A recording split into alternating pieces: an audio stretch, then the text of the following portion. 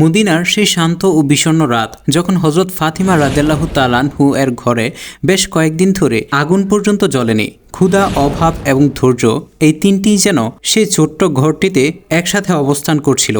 আল্লাহর সিংহ হযরত আলী রাদিয়াল্লাহু তাআলা আনহু সারাদিন কঠোর পরিশ্রম করতেন, তবুও ঘরের অবস্থা ছিল অত্যন্ত শোচনীয়।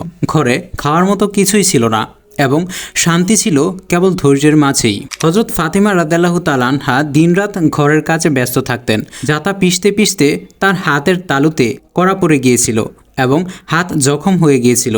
ক্ষুধা, ক্লান্তি আর ব্যথা মিলে তিনি অনেক বেশি কষ্ট পাচ্ছিলেন। অবশেষে একদিন হযরত ফাতিমা রাদিয়াল্লাহু তাআলা আনহা তার পিতা আল্লাহর রাসূল হযরত মুহাম্মদ সাল্লাল্লাহু আলাইহি ওয়াসাল্লামের কাছে গেলেন। প্রিয় নবীর নজর যখন তার মেয়ের উপর পড়ল, তিনি তৎক্ষণাৎ উঠে দাঁড়ালেন। হযরত ফাতিমাকে নিজের পাশে বসালেন এবং পরম মমতায় জিজ্ঞেস করলেন, হে আমার কন্যা, কি ব্যাপার? হযরত ফাতিমার কণ্ঠস্বর কাঁপছিল, চোখে ছিল অশ্রু আর মনে ছিল অসহায়ত্ব।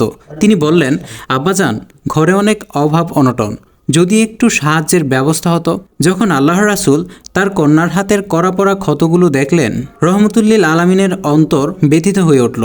কিন্তু তিনি তাকে দুনিয়ার কোনো ধন সম্পদ দিলেন না, বরং এমন এক সম্পদ দিলেন যা কিয়ামত পর্যন্ত অক্ষয় থাকবে। আল্লাহর নবী সাল্লাল্লাহু আলাইহি সাল্লাম বললেন, হে ফাতেমা, প্রতি রাতে ঘুমানোর আগে ৩৩ বার সুবহানাল্লাহ, ৩৩ বার আলহামদুলিল্লাহ, ৩৩ বার আল্লাহু আকবার পড়বে। এটি তোমার জন্য দুনিয়া ও আখেরাত উভয় ক্ষেত্রেই উত্তম। এটি ছিল সেই আমল যা সেই ঘরের অভাবকে বরকতে পরিণত করেছিল।